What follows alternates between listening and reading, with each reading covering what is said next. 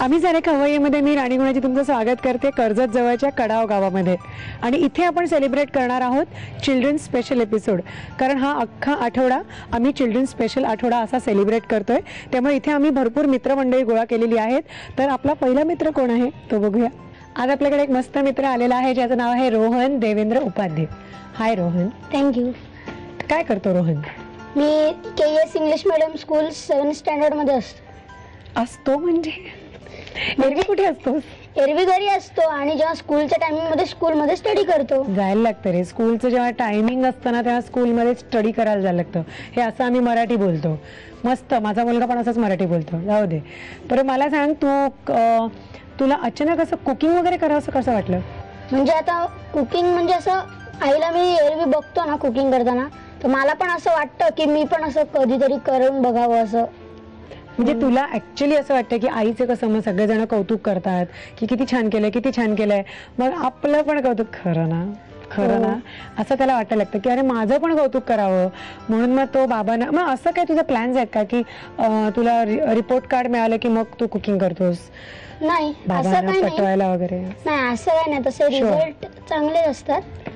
सगळं असतंच का रे? हो, असंच. काय करू? नाही ठीक आहे, बेस्ट. तू हे खूप चांगलं करतोयस. तुला मला खूप बरं वाटलं. I am proud of you. कारण पुढच्या म्हणजे आयुष्यामध्ये तुला ह्याचा खूप उपयोग होईल. कारण तुम्ही करिअरसाठी कुठे कुठे जाल, बाहेर एकटे राहाल, परत घरात किती वेळा तुम्हाला एकटं राहायची वेळ येते. मग अशाला उपाशी राहायला नको ना. ज्याला काहीच येत नाही ना करता, मग तो शेवटी उपाशी राहतो, रडत बसतो की आई नाहीये घरात, बाबा नाही घरात, मी आता काय खाऊ. आणि मग घाणेरडा बाहेरचं हॉटेलमधलं खायला लागतं. रोज काय ते चांगलं नाही, होय की नाही? त्यामुळे तू करतोयस ते एकदम उत्तम करतोयस. आणि तू काय शिकवणार आहेस? मी वांग्याचे ढेपसे शिकवणार आहे. वांग्याचे ढेपसे? हे तिखट आहे का गोड आहे? ते असं मीडियम आहे सर. मीडियम आहे. ओके. मग तुला साहित्य माहिती आहे ना, काय काय घेतलंयस तू? हो. सांगशील मला साहित्य वगैरे? मोठ्या वांग्याचे काप, बेसन, तांदळाचं पीठ, ज्वारी बाजरीचं पीठ, मेथी पावडर, हिंग, तिखट, हळद, धनेपूड, जिरेपूड, पांढरे तीळ, ओवा, मीठ आणि सजावटीसाठी कोथिंबीर आणि ओलं खोबरं. साहित्य बघितलं, काय काय घेतलं रोहननी नीट सांगितलेलं आहे तुम्हाला. आणि रोहन आता काय करणार आहेस? आता पहिले बेसन पावडर, बेसन ह्याच्याने काढ पूर्णपणे घ्यायची. त्यानंतर त्याच्यात ही सगळी पावडर म्हणजे तांदूळाचं पीठ ह्याच्याहून म्हणजे थोडं कमी. त्यानंतर ज्वारी बाजरीचं पीठ थोडस. नंतर आपण घेणार आहोत हळद, नंतर तिखट आणि थोडीशी हिंग. मी दुसरा चमचा देते तुला. ओके. फ्रेश चमचा मिठाला. नंतर आपण चवीनुसार थोडस मीठ घालणार. वाव, हाताने सराईतासारखं मीठ घातलं. ग्रेट. नंतर पांढरे तीळ. ओके. ओवा, तर धनेपूड, जिरेपूड, नंतर शेवटी मध्ये मेथीची पावडर. त्यानंतर हे सगळं आपण कोरडं कालून घ्यायचं. बरं मला सांग की आम्ही आता म्हणजे मी शिकतेच आहे त्याच्याकडनं, पण तू एवढ्या सराईतपणे कसं काय करतोस रे? तू काय काय करतोस अजून? म्हणजे हे तू आता आम्हाला दाखवतोयस वांग्याचं ढेपचं, पण अदर दॅन दिस तू काय काय बनवू शकतोस? जे घरी आई मला जसं सांगते ना तसं चहा जमेल, वरण भात जमू शकतो. वरण भात येतो तुला? आणि आमटी पण जमू शकतो, म्हणजे जमते करायला. सॉलिड. मग आज संध्याकाळी आमटी करूया का आपण? चालेल. मी तुला वरण भाताचा कुकर लावायला मदत करेन. मग मी तुला सगळं काय काय लागतं आमटीला तू काय घेतोस? कढीपत्ता वगैरे घालतोस? हा, सगळं घालतोस ना? मग मी मदतीला तुला असिस्टंट म्हणून राहील. पण मला आवडेल रे तुझ्या हातची आमटी खायला. गरमागरम भात, हे वांग्याचं ढेपचं आणि आमटी, असा बेत करूया का आपण संध्याकाळी? चालेल ना? ठीक आहे. मग संध्याकाळी हा आम्ही बेत करणार आहोत. आणि त्याच्यासाठी आता हा पहिला पदार्थ आमचा तयार होतोय. तर आता तुला काय वांगी हवी? त्याच्यात वांगे पाण्यात मिठाच्या पाण्यात जी भिजवलेली वांगी आहेत ना, ती पूर्णपणे अशी करून घ्यायची. पण तू मला सांग, हे आपण करतोच आहे, पण तू असं का भिजवून ठेवलंयस मिठाच्या पाण्यात? म्हणजे मिठाच्या पाण्यात ठेवलं ना, हे ह्यानी चमच्याने त्याच्यात टोचे मारलेले आहेत, त्यामुळे सगळं त्याच्यात मिठाचं पाणी, नंतर हिंग, हळद, तिखट सगळं त्याच्यात असं मुरून जातं सगळं पूर्णपणे. आणि मग मस्त लागतं ना. वाव. पहिले ते घ्यायचं आणि हे या साईडला ठेवतोस म्हणजे आपल्याला ते जागा होईल तिकडे ठेवायला. इथे ठेवून दे डिशमध्ये. ओके. नंतर असं पिठात पूर्णपणे असं दाबून घ्यायचं, म्हणजे ते पूर्ण ते चिकटतं त्याला, आणि ते असे प्लेटमध्ये ठेवायचे. ते त्याचं जे कव्हर येतं, आता तू मला सांग, डीप फ्राय करणार आहेस का shallow fry? Shallow fry. Shallow fry. मग त्याचं ते बाहेरचं जे हे कव्हर येणार आहे क्रिस्पी पिठाचं जे तयार होईल, तर ते असं नुसतं कुरतडून खातोस की नाही?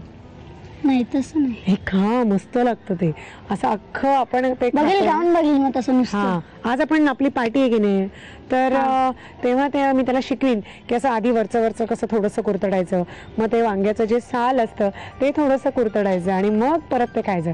मजा येते असं खायला. असं आपण खाऊया.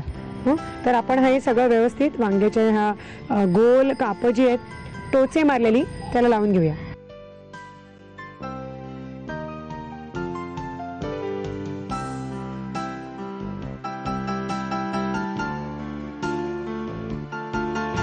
ओके, ढेपसे आता सज्ज झालेले आहेत तेलामध्ये जाण्यासाठी, आणि असिस्टंटनी ते व्यवस्थित दिलेले आहेत.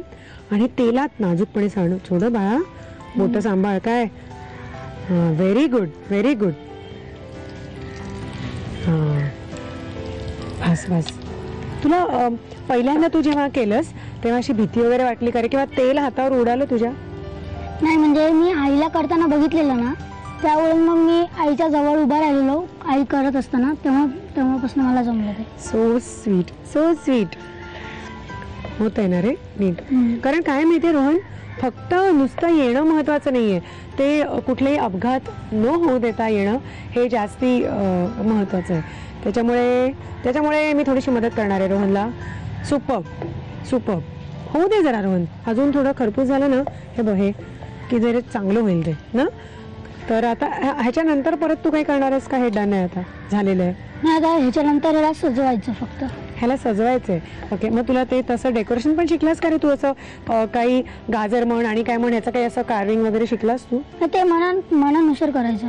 मनानुसार करायचं ना, आपल्याला जसं आवडेल तसं, हो की नाही. आणि असं कधी झालंय का की आई कुठेतरी बाहेर गेले, बाळ आहे छोटं त्याच्यामुळे, किंवा बाळामध्ये बिझी आहे, आणि तू आणि बाबांनी, वाव किती छान त्यांनी उलटलं, तू आणि बाबांनी मिळून काहीतरी केलंय आणि आईला सरप्राईज केलंय, असं केलं? एकदा मदर्स डेच्या वेळेला. काय केलं तू तेव्हा? म्हणजे आईला ज्या असे घरगुती पदार्थ आवडतात ना जास्त, तर मग बाबांनी आणि मी मिळून आमटी केलेली, आणि मग त्याच्यात पुलाव केलेला थोडा. बरं, आज आपण परत एकदा मदर्स डे सेलिब्रेट करतोय. आज मावशी डे आहे, सो आज तू मला देणार आहेस आमटी, होय की नाही?